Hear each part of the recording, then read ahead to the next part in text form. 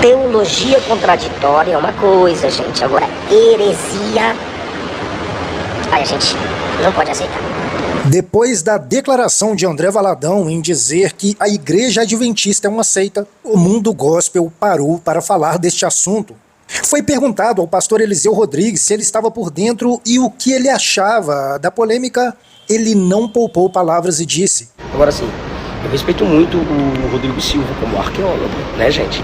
Mas no Adventismo, gente, pelas escrituras, pelo conhecimento que eu tenho das escrituras, não tem como respeitar a heresia, né? Pelo amor de Jesus Cristo. Teologia contraditória é uma coisa, gente. Agora, heresia, aí a gente não pode aceitar.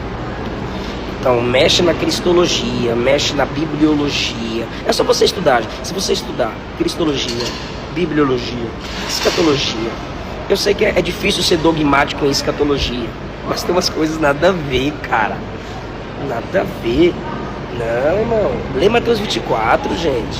Um tempo atrás, o pastor e doutor Rodrigo Silva esteve em um podcast conversando com Cavalcante quando foi questionado sobre a sua visão de Ellen White. Você vai ver agora as palavras do pastor Rodrigo Silva.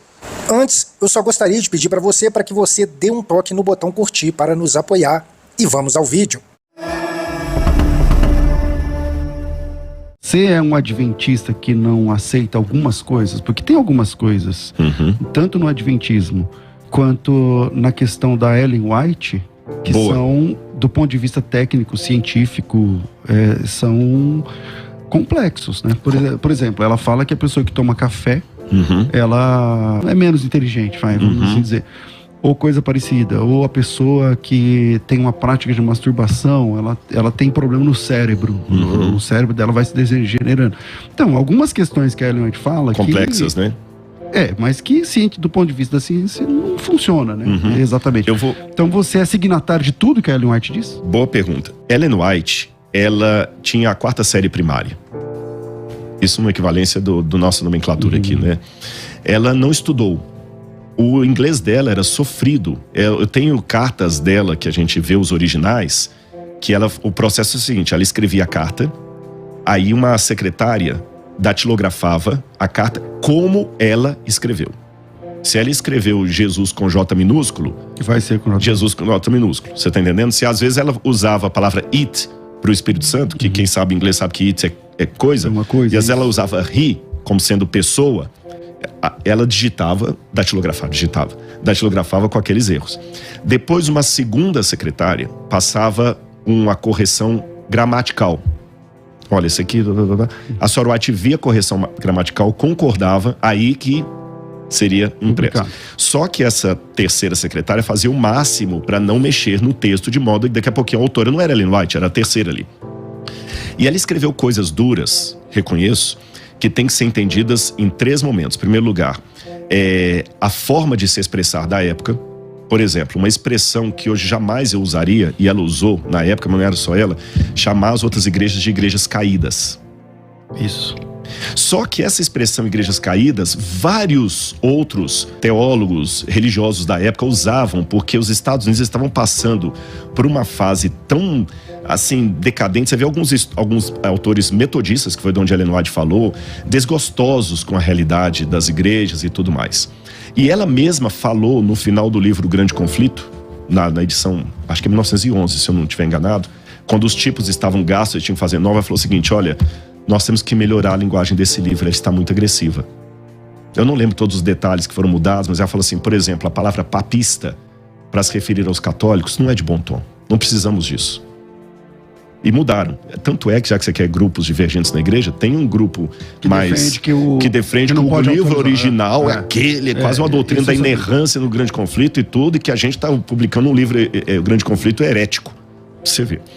Esse é um primeiro ponto que você vai em consideração. O tempo em que Ellen White escreveu, o modo como não só ela, mas outros pregadores também se expressavam. Veja o sermão de Jonathan Edwards, né? Pecadores nas mãos de um Deus irado. Nossa, você não faria um sermão daquele hoje, daquela forma. Outra questão que eu tenho que levar em consideração Ellen White. Ela nunca deu detalhes das coisas que Deus mostrava para ela. Ela falou assim, olha, eu sei que é isso aqui.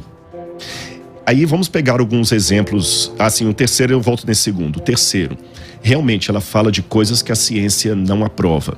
Mas convenhamos, não estou colocando Ellen White no livro da Bíblia, quero deixar isso bem claro, você sabe a minha posição, mas só para os ouvintes, tá bom? Mas deixa eu fazer uma comparação com a Bíblia. Mas como você se sente quando lá na escola sabatina, que você deve frequentar, o pessoal fala, vamos abrir a palavra de Deus e é o livro da Ellen White? Nunca, posso ser sincero? Claro, eu não estou aqui jogando com as palavras. Eu nunca ouvi isso na igreja adventista. Eu me batizei no dia 5 de assim, relativamente comum, assim, convenhamos, você também não frequenta a igreja adventista, para falar, é relativamente comum. Não. Né? Exatamente, você pode ter ouvido uma expressão, alguém, mas fala é relativamente comum, você tem que estar frequentando ali, ouvindo isso direto e então, mas aí quando ela cita coisas que não bate, como você se comporta? Mas deixa eu só fechar essa questão da ciência. Se eu usar como critério, a ciência não endossa, eu vou ter um problema. Por isso que eu falei que eu queria usar com calma aqui, para não parecer que eu estou equiparando a Ellen White à Bíblia. Se eu usar o critério a ciência não endossa, eu vou ter um problema não só com a Ellen White, mas com a própria Bíblia. Por quê? Hoje, pastor César, eu vou ser sincero que eu oro muito a Deus para me dar resiliência e força espiritual.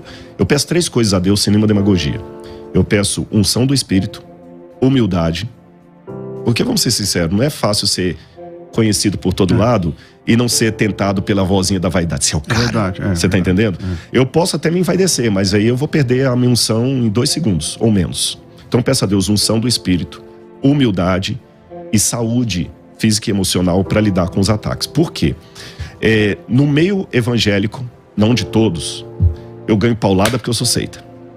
Dos ateus, eu ganho paulada, que eu não sou acadêmico, porque eu acredito na Bíblia Sagrada. Dos adventistas também você leva. Não dos adventistas em geral, tô falando desses grupos, exatamente, esses grupos que são mais ligados a uma certa corrente política. Mais paulada também, porque eu sou homofóbico, sou não sei o quê. Então, quer dizer, eu apanho de todo mundo. Então, para muitos acadêmicos, eu não sou um acadêmico honesto, porque eu acredito na Bíblia. Para muitos irmãos, eu não sou um teólogo honesto, porque eu sou adventista. Para alguns adventistas, eu não sou um cara honesto, porque eu sou homofóbico. Então, quer dizer, a gente apanha por todos os lados. E nesse aspecto que eu aprendi. Mas eu não tô aqui te bater. Não é você, não. Eu tô falando assim. Mas claro, eu tô só dizendo a minha experiência. E nesse caso como você se comporta quando você vê que o que a Ellen White tá falando exatamente, essa é a resposta que eu ia dar. Você é signatário de tudo que ela fala? Vou colocar. Seria eu, por isso que eu tô com medo de comparecer com a Bíblia. Será que eu seria signatário de tudo que a Bíblia fala? Se você, à tarde eu vou ter um bate-papo com um ateu, Sérgio Sacani, no Flow, hoje à tarde. E ele vai fazer uma pergunta análoga para mim. Você é signatário de tudo que a Bíblia fala? Porque, convenhamos, vamos pegar o raciocínio. Ellen White fala que o café produz certas coisas e a medicina diz outra coisa. Vamos ser realistas. O Evangelho de Mateus fala que uma virgem deu à luz a uma criança sem ter tido relação sexual com ninguém. Acha para mim um estudo de ginecologia que confirme isso. A Bíblia vai falar que Jesus foi ao céu de carne e osso. Eu creio assim, que ele ressuscitou com o corpo glorificado, mas era um corpo ainda tátil, né? Que ele, como é que eu confirmo isso, um milagre à luz da ciência?